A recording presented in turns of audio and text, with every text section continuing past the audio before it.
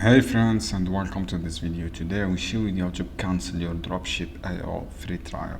So friends, go to your account and scroll down and go to account setting. From the account setting, go to plan and this option.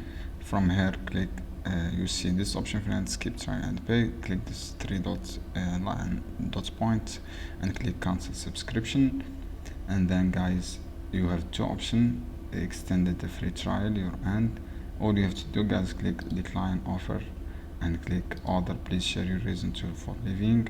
Write your reason if you have any reason and click next, and then write any question, for example this one, and click next, and then click decline offer and confirm your cancellation.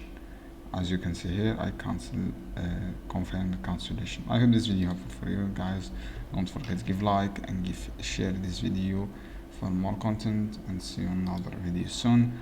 Any question, friends, down below in the comment, and I will answer your question as soon as possible.